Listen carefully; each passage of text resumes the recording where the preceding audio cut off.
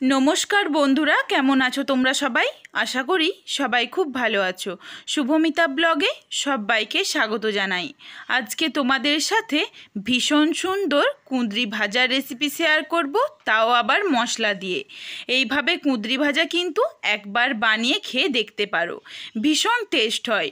যারা কুঁদরি ভাজা খায় না, একদমই পছন্দ করে না, তারাও কিন্তু চেটেপুটে খাবে। চলো রেসিপিটা কন্টিনিউ করতে থাকো, কেউ স্কিপ করো না, স্কিপ করলে কিন্তু অনেক কিছু মিস করে যাবে। এখানে আমি 300 থেকে 350 গ্রামের মতো কুঁদরি নিয়ে নিয়েছি। কুঁদরিগুলোকে দু সাইডটা কেটে ফেলে দিয়ে দেখো গোল গোল করে কেটে ধুয়ে পরিষ্কার করে রেখেছি। এইদিকে কড়াই বসিয়ে কড়াইয়ে হাফ কাপ পরিমাণে জল দিয়ে কুঁদরিগুলো দিয়ে সেদ্ধ করে নেব। হালকা সেদ্ধ করব, খুব বেশি কিন্তু সেদ্ধ করব না। কুঁদরিগুলো দিয়ে দিয়েছি, এরপর কুঁদরির পরিমাণ অনুযায়ী লবণ অ্যাড করে দিয়েছি। নাড়াচাড়া করে ঢাকনা দিয়ে কুঁদরিগুলোকে হালকা একটু সেদ্ধ করে নেব। এরপর দেখো এইদিকে আমি মশলা নিয়েছি 10 থেকে 12 কোয়া মতো রসুন কুচিয়ে নিয়েছি, আর একটা মিডিয়াম সাইজের টমেটোকে পেস্ট করে নেব।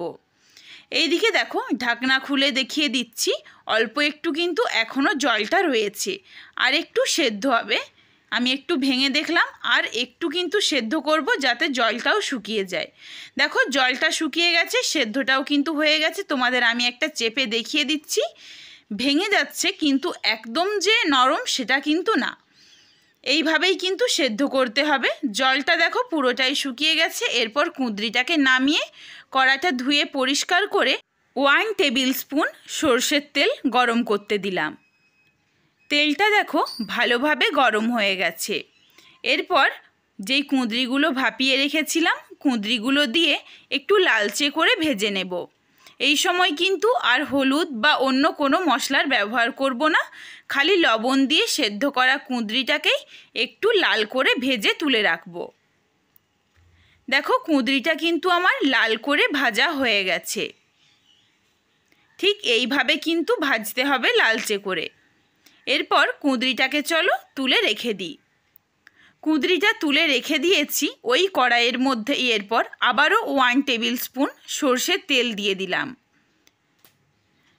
তেলটা কিন্তু এতে খুব বেশি লাগে না, 2 টেবিল স্পুন তেল হলেই কিন্তু ভালোভাবে রান্নাটা হয়ে যায়। তোমরা চাইলে আরও একটু কমও দিতে পারো তেলটা। এখানে ফোড়নে দিচ্ছি রাই, সর্ষে, গোটা জিরে। ফোড়নটা খুব ভালোভাবে ভেজে নেব। ফোড়নটা দেখো সুন্দরভাবে নাড়াচাড়া করে যখন একটা গন্ধ আসবে, সর্ষেগুলো দেখো সুন্দরভাবে কিন্তু ফুটে যাচ্ছে। এরপর এই সময় দিয়ে দেব কুচনো রসুন। রসুন কুচিটা দিয়ে নাড়াচাড়া করে গোল্ডেন ব্রাউন করে ভেজে নেব।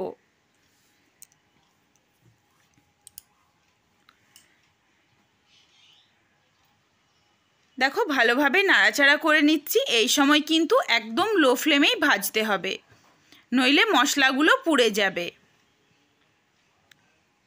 রসুনটা দেখো লালচে রং কিন্তু চলে এসেছে। এরপর এইখানে টমেটো বাটাটা দিয়ে দিলাম। টমেটোর মধ্যে যেটুকু জল রয়েছে, এই জলের মধ্যেই কিন্তু আমি গুঁড়ো মশলাগুলো দিয়ে ভালোভাবে কষিয়ে নেব। এখানে দিচ্ছি হাফ টেবিল স্পুন জিরে গুঁড়ো, হাফ টেবিল স্পুন লঙ্কার গুঁড়ো। লঙ্কার গুঁড়োটা অবশ্যই তোমরা নিজেদের ঝাল অনুযায়ী ব্যবহার করো। হাফ টেবিল স্পুন ধনে গুঁড়ো, আর দেব সামান্য একটু হলুদের গুঁড়ো। হাফ টেবিল স্পুনের একটু কম রয়েছে হলুদের গুঁড়োটা। এরপর ভালোভাবে নাড়াচাড়া করে কষিয়ে নেব। প্রথমেই কিন্তু গুঁড়ো মশলা যদি আগে অ্যাড করো তখন কিন্তু মশলাটা পুড়ে যাবে। এই জন্য প্রথমে আগে টমেটোটা দিয়ে তারপরেই কিন্তু গুঁড়ো মশলাটা দিতে হবে। দেখো ভালোভাবে কষিয়ে নিয়েছি। এরপর হাফ কাপ পরিমাণে জল দিয়ে আবারও ভালোভাবে ফুটতে দেব। আর এই জলটা দিয়েই কিন্তু আমার পুরো রান্নাটাও হয়ে যাবে, আর মশলাটাও কষানো হয়ে যাবে। মশলার জলটা দেখো সুন্দরভাবে ফুটে উঠেছে। এই সময় হাফ টেবিল স্পুন চিনি দিয়ে দিলাম।